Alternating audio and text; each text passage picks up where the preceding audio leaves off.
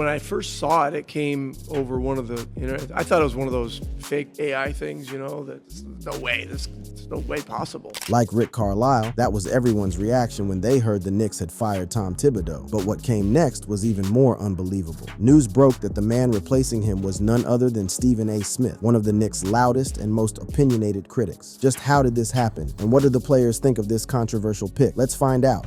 The shocking Thibodeau firing that nobody saw coming.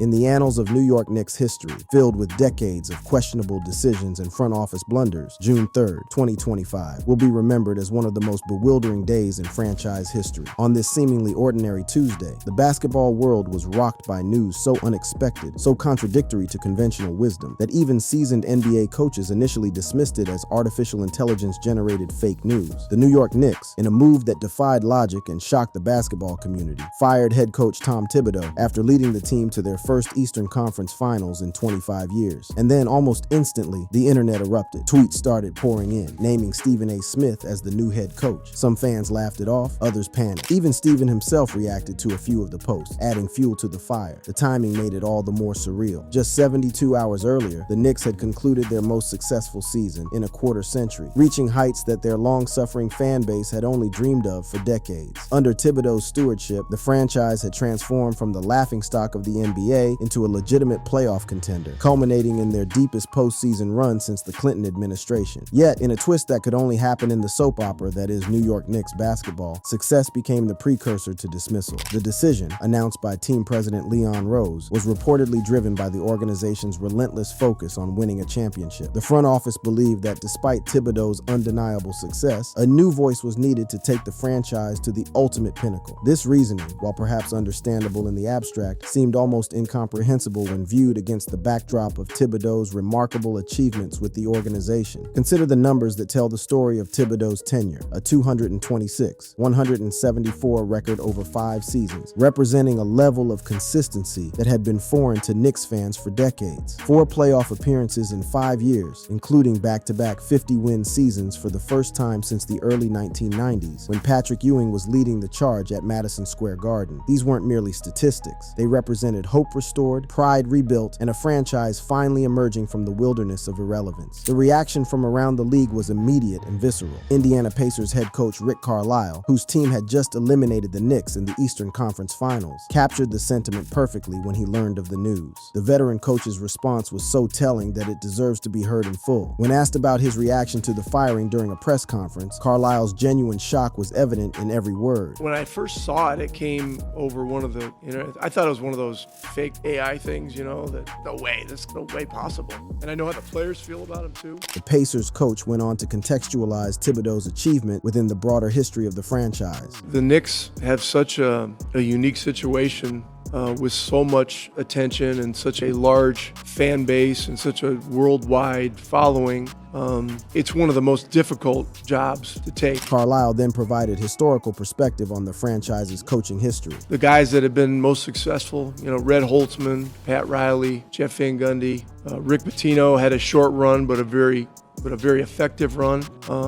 And then, there were a lot of lean years. Most powerfully, Carlisle emphasized the transformation that Thibodeau had brought to the organization. Indeed, the players' reaction was perhaps the most telling aspect of this entire saga. Key players like Jalen Brunson and Josh Hart publicly supported Thibodeau, their shock and disappointment evident in their public statements. These weren't perfunctory endorsements from players going through the motions. They represented genuine affection and respect for a coach who had transformed not just their individual careers, but the entire culture of the organization. The basketball world's response was equally incredulous. ESPN's Chris Russo called the move a disgrace, while other analysts struggled to comprehend the logic behind dismissing a coach who had achieved what many thought impossible just a few years earlier. The criticism wasn't limited to media personalities. It reflected a broader consensus that the Knicks had made a decision that prioritized the perfect over the excellent, the theoretical over the proven. To understand the magnitude of this decision, one must appreciate the context of the Knicks' recent history. For the better part of 2 decades, decades, the franchise had been synonymous with dysfunction, poor decision-making, and crushing disappointment. The revolving door of coaches, the parade of failed free agent signings, the trades that made headlines for all the wrong reasons. These had become the defining characteristics of the organization. Thibodeau's arrival in 2020 marked a fundamental shift in this narrative. When Thibodeau took over, he inherited a team that had missed the playoffs 7 times in 8 seasons. The culture was broken, the expectations were minimal, and the fan base was more accustomed to gallows humor than genuine optimism. Yet, through his demanding coaching style, defensive emphasis, and unwavering commitment to accountability, he began the painstaking process of rebuilding not just the roster, but the entire identity of the franchise. The transformation wasn't immediate, but it was undeniable. The Knicks became synonymous with toughness, with never giving up, with playing every possession as if it mattered. Madison Square Garden, once a venue where opposing teams came to collect easy victories, became a fortress where every game was a battle. The grindhouse mentality that Thibodeau instilled became more than just a playing style. It became the soul of the organization. However, success in New York comes with its own unique set of challenges and expectations. The front office's decision was driven by specific concerns about Thibodeau's coaching style, particularly his heavy reliance on starters, limited bench usage, and some defensive struggles that became apparent during the playoff loss to the Indiana Pacers. These criticisms, while valid in certain contexts, seemed almost petty when weighed against the broader success he had achieved. The Eastern Conference Finals loss to Indiana became the focal point for criticism, particularly Game 1's historic collapse where the Knicks surrendered a 14-point lead in the final minutes. The loss was characterized by defensive lapses and costly turnovers, with the team committing 17 turnovers in Games 4 and 6. These specific failures, magnified by the intensity of playoff basketball and the microscope of New York media coverage, apparently became the justification for a decision that shocked the basketball world. The announcement came not through a press conference or media availability, but through a written statement, a detail that would later become a source of additional controversy. Team president Leon Rose's decision to announce the firing via written statement rather than facing the media was seen by many as a sign of organizational cowardice, an unwillingness to face the difficult questions that such a controversial decision would inevitably generate. As the news reverberated throughout the basketball world, one fact became crystal clear. The New York Knicks had once again managed to turn success into controversy, achievement into anxiety, and progress into pandemonium. The search for Thibodeau's replacement would now begin, with potential candidates including Michael Malone, Mike Budenholzer, Jay Wright, and Jeff Van Gundy, among others. But before we explore that coaching search, we must first understand Stephen Smith's role in all this.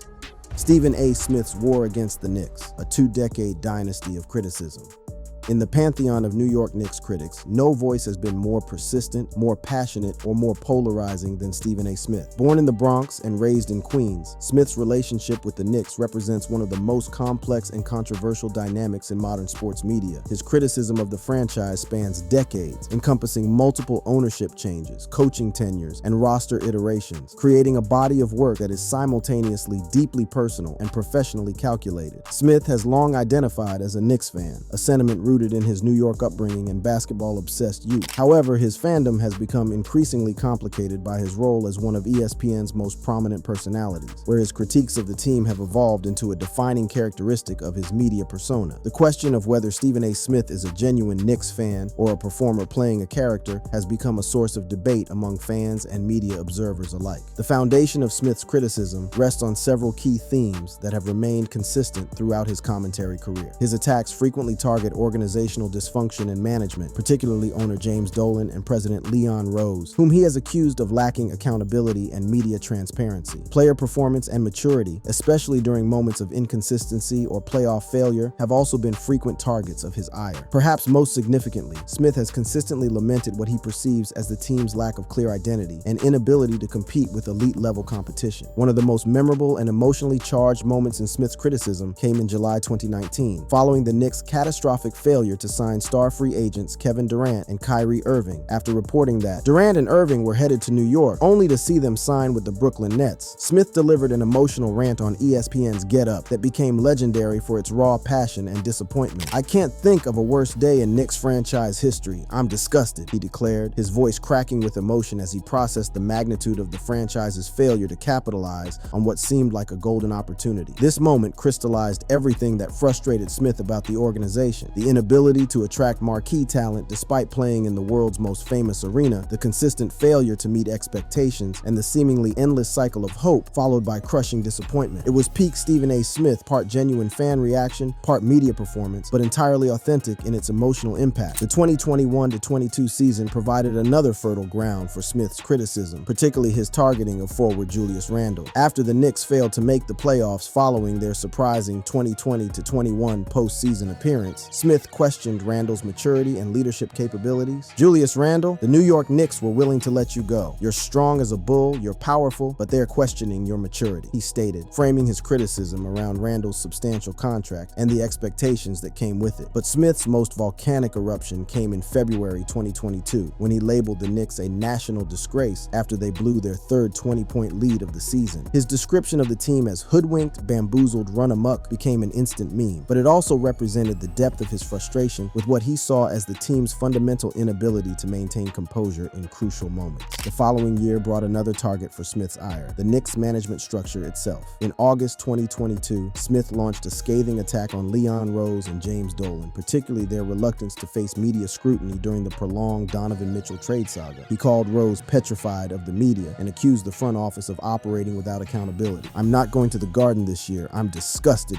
Rose is petrified of talking to the media," he declared, even vowing to boycott Madison Square Garden for the entire season. This criticism reflected Smith's broader frustration with what he perceived as organizational cowardice, the unwillingness of leadership to face difficult questions or accept responsibility for their decisions. His comparison of the situation to taxation without representation might have been hyperbolic, but it captured his genuine anger at what he saw as a franchise operating without transparency or accountability. The 2024-25 season, despite the Knicks' success, provided no respite from Smith's criticism. Even with the team posting a strong 36-18 record at the All-Star break, Smith found reasons for concern. His analysis focused on their struggles against elite competition, particularly their 0-10 combined record against teams like Cleveland, Boston, and Oklahoma City during the regular season. "If you're the New York Knicks, listen, you're ticking me off. I'm really getting disgusted with this organization right now. There's no way in hell they have a chance against Cleveland or Boston," he declared, his frustration evident despite the team's overall success. The playoffs brought fresh material for Smith's criticism, particularly the Knicks' Game 1 loss to the Indiana Pacers in the Eastern Conference Finals. Smith labeled the defeat a choke job, emphasizing the historic nature of their collapse. "It was a choke job. No team that has led by 14 or more with 2:45 left in a regulation game has ever lost in NBA history until last night," he stated, his analysis cutting to the heart of what he saw as a fundamental character flaw in the organization. Even during moments of Knicks' success, Smith's optimism was tempered by his broader pessimism about the franchise's ultimate ceiling. His assessment during the playoffs perfectly captured this conflicted perspective, and his words deserve to be heard in their original context. When discussing the Knicks' potential matchup against Oklahoma City in a hypothetical NBA Finals, Smith's analysis was brutally honest and revealing about his fundamental view of the team's limitations. But the reason why I haven't been so gung-ho about it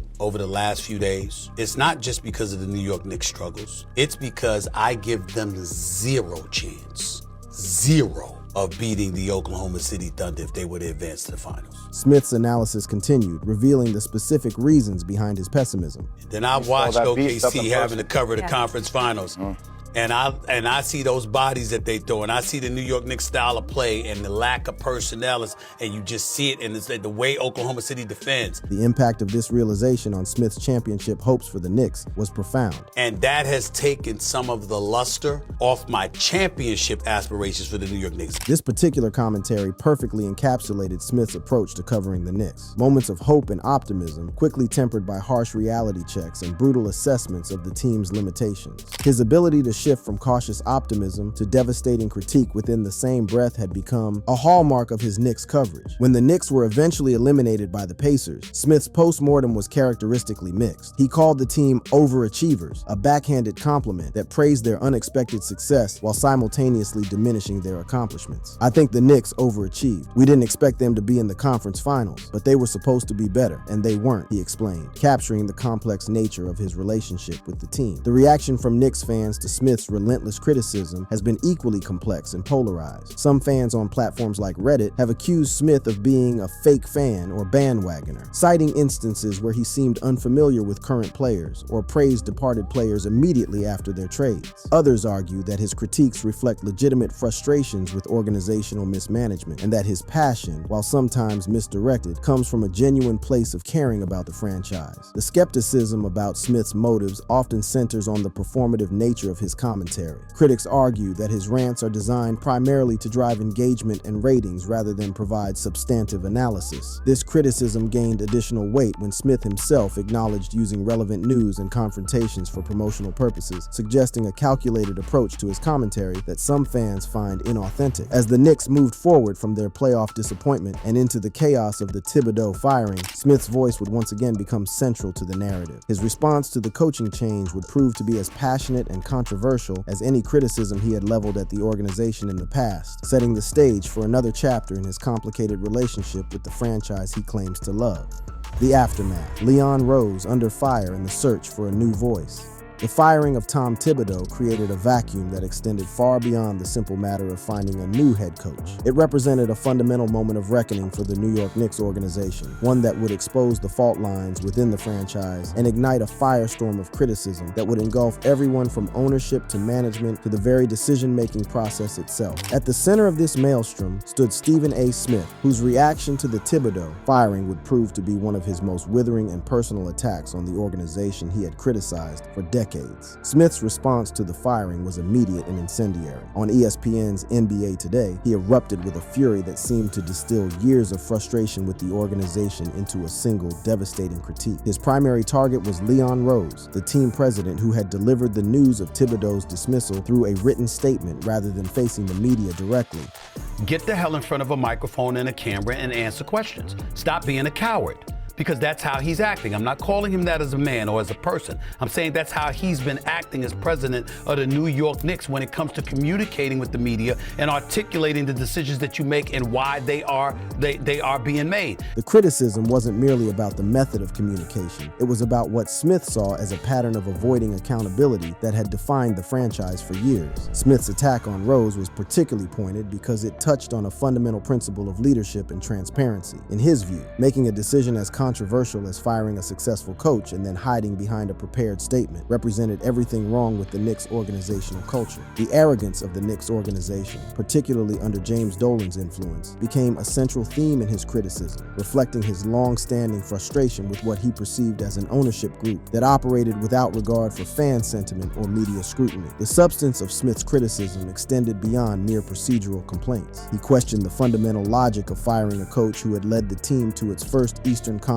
Finals appearance in 25 years, particularly given the context of the franchise's historically dysfunctional relationship with coaching changes. His argument wasn't that Thibodeau was beyond criticism, but that the decision-making process and the manner of its execution reflected poorly on an organization that had promised to operate differently under new management. The coaching search that followed the Thibodeau firing would reveal the complexity of the Knicks' situation and the challenges facing any potential replacement. The list of candidates included established names like Michael Malone, up-and-coming assistants like Johnny Bryant, and even college coaching legends like Jay Wright. Each represented different philosophical approaches to the challenge of coaching in New York, and each came with their own set of advantages and potential pitfalls. Michael Malone emerged as the early frontrunner, a Queens native who had coached the Denver Nuggets to an NBA championship in 2023 before being fired in April 2025 due to conflicts with the front office. His championship pedigree and New York roots made him an attractive candidate, but his coaching style, which relied heavily on starters and featured limited lineup experimentation, bore uncomfortable similarities to the approach that had reportedly led to Thibodeau's dismissal. The irony wasn't lost on observers that the Knicks might replace one coach criticized for rigid rotations with another coach who employed similar methods. This pattern highlighted one of the fundamental challenges facing the organization: finding a coach who could maintain the defensive intensity and competitive culture that Thibodeau had established while addressing the specific tactical concerns that had led to his firing. Johnny Bryant represented represented a different type of candidate, one that prioritized continuity and relationships over proven head coaching experience. As the former associate head coach under Thibodeau and current associate head coach with the Cleveland Cavaliers, Bryant brought familiarity with the roster and organizational culture. His work with Cleveland's high-powered offense suggested he could bring the kind of innovative thinking that the Knicks apparently sought, but his lack of head coaching experience represented a significant risk for a franchise operating in championship or bust mode. The consideration of Jay Wright, the former Villanova coach who had won NCAA titles with current Knicks players Jalen Brunson, Mikal Bridges, and Josh Hart, represented perhaps the most intriguing possibility. The Nova-Knicks connection provided a ready-made narrative and the promise of immediate player buy-in, but Wright's consistent reluctance to return to coaching and his lack of NBA experience made him a long-shot candidate despite the romantic appeal of his potential hiring. Other candidates in the mix included Taylor Jenkins, who was fired by the Memphis Grizzlies in March 2025 despite a 44-29 record and playoff berth. Jenkins had led Memphis to 56 wins in 2022 and 51 in 2023, but won only one playoff series in 6 seasons. At 40, he combined youth and experience, and his up-tempo system could address the Knicks' need for offensive creativity, though his limited postseason success raised questions about his ability to deliver a championship. Jeff Van Gundy, a Knicks legend who coached the team to the 1999 NBA Finals, also emerged as a possibility. Currently an assistant with the LA Clippers, he helped build their top 3 defense in 2024-25. However, he hadn't been a head coach since 2007, and his age, 63, and long absence from head coaching made him a sentimental favorite but a long-shot candidate. Doc Rivers, currently coaching the Milwaukee Bucks, brought championship experience from his 2008 title with Boston, but his commitment to Milwaukee made him unlikely to be available. Other names mentioned included Chris Quinn, a Miami Heat assistant, and James Borrego, a former Charlotte Hornets head coach, though both were considered to be in lower tiers of consideration. College coaching names also surfaced, including Dan Hurley, the UConn coach who had turned down the Lakers in 2024, and John Calipari, the Arkansas coach with ties to Karl Anthony Towns and Leon Rose. However, college to NBA transitions historically had poor success rates, making these options highly speculative. Underlying the entire coaching search was a broader question about the team's identity and direction. The Knicks' priorities included finding a coach who could trust the bench,